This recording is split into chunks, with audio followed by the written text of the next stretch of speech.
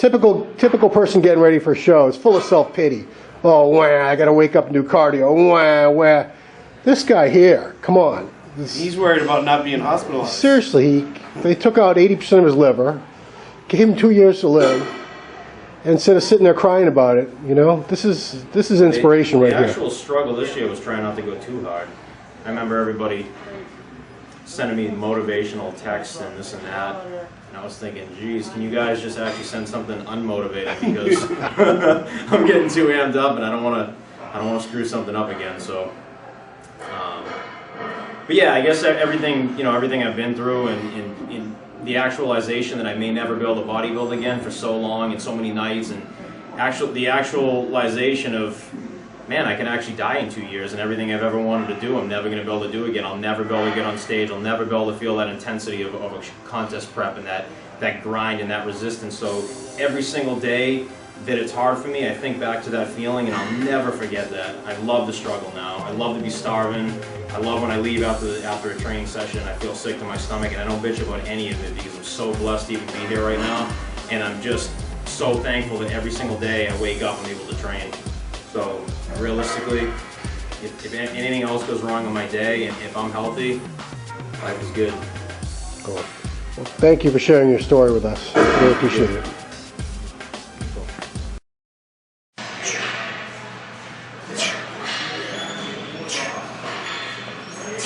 Yeah, see, a lot of what I'm trying to do is keep my heart rate up a little bit, so I'm burning a little bit of calories through my training.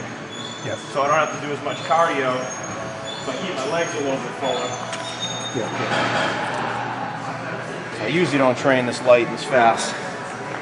2 weeks for out exactly today, right? Yeah, 2 weeks today. So considering, gonna switch it up a little bit.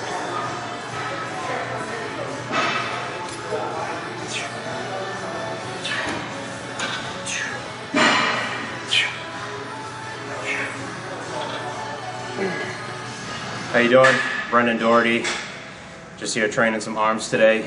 2 weeks out from the Jay Cutler Classic in Boston. Just wanted to explain a little bit about my story this year. This prep's been different than any other. I was actually diagnosed a year ago with liver cancer, and been through one hell of a year.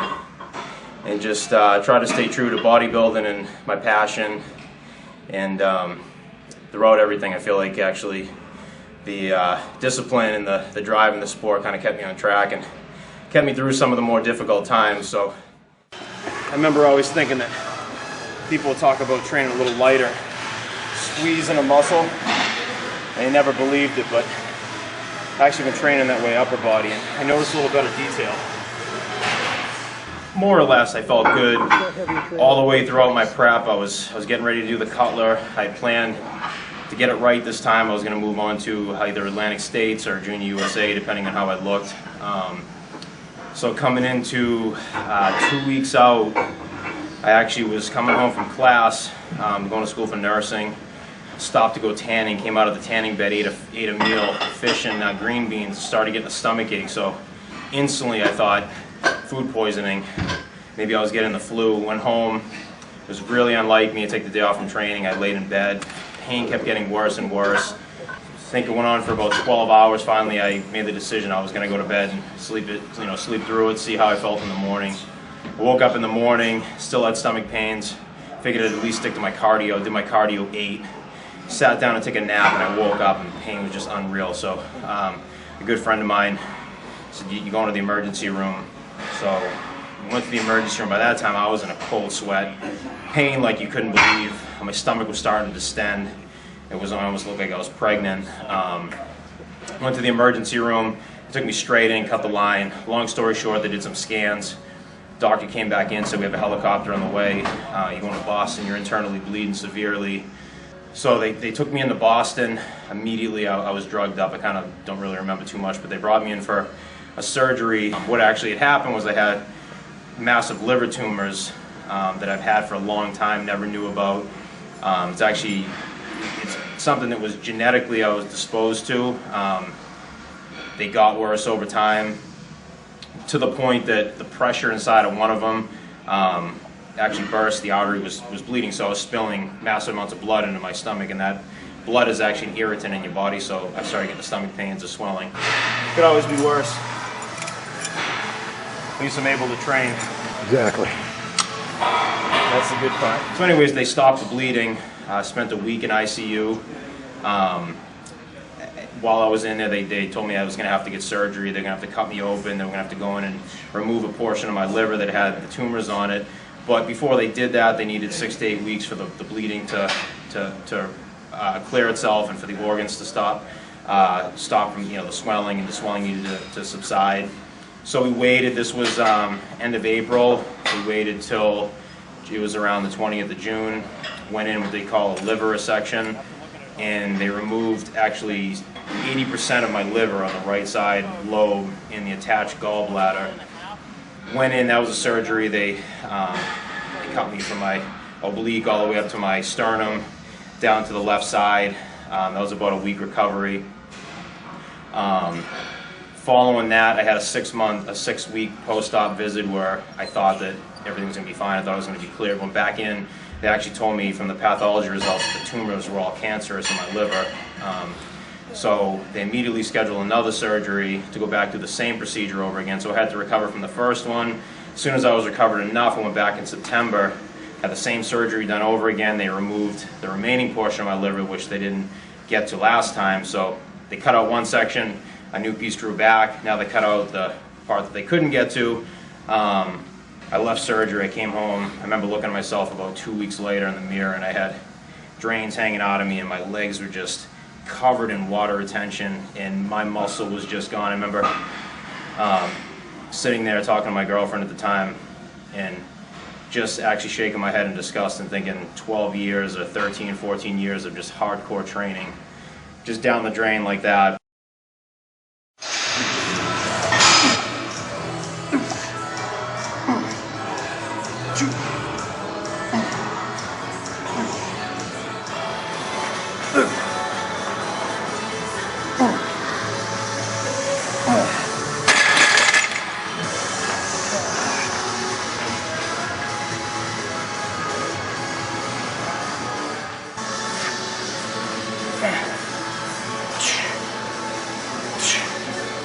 Throughout this whole surgery with my stomach, I had to learn a lot of ways to train without my core, because I couldn't really use my abdomen for so long. And in a lot of ways it really benefited me, because I can squeeze the muscle a lot more. I can really isolate things without putting a whole lot of body into it. And I've noticed that my waist is actually stay a little smaller that way. I don't know if that's my own crazy theory or I bet it's... whatever it is. I'd imagine you discovered how much the core is actually involved in everything. Exactly. Whatever it is, I dropped down to a medium belt from a large. Huh. Wow. Just put on the last hole, so if that's bro science, I'll take it. I actually started in my head in September this prep for this show, but I didn't tell anybody because I didn't want to sound crazy. So I had my food packed. I was up moving as soon as I could. I got home after 4 days. I was supposed to be there for a week.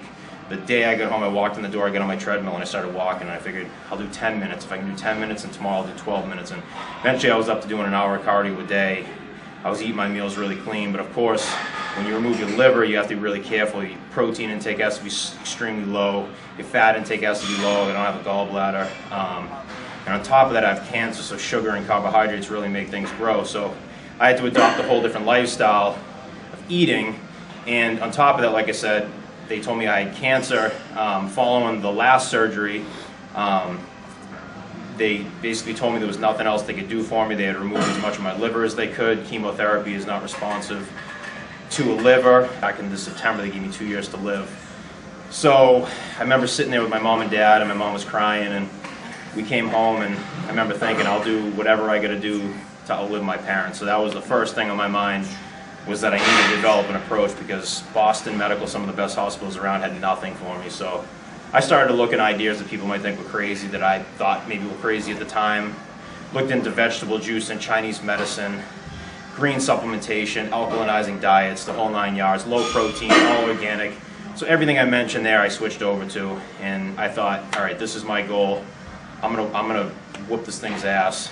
I'm going to prove to people, just like with bodybuilding, that if you set your mind to something, you can do it. And if somebody's done it, then I was going to do it. Probably the biggest thing that I notice in my training is arm and leg training. I always have weak arms, and it's my weak point. And I always thought it's because I was physically weak on them, so I'd always try to heave weight. And after my stomach was cut, I'd have to sit there with a 10 and a 5 and really squeeze the muscle. And I realized that after doing that for a couple months, my arms actually look a lot rounder than they ever have. I was kind of forced into actually figuring that out.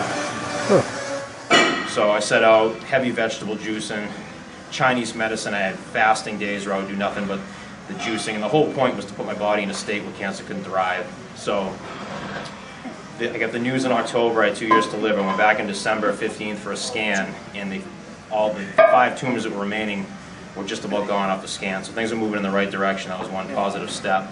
So I figured my passion is bodybuilding, and that's what keeps me on the grind. That's what keeps me on the straight and narrow.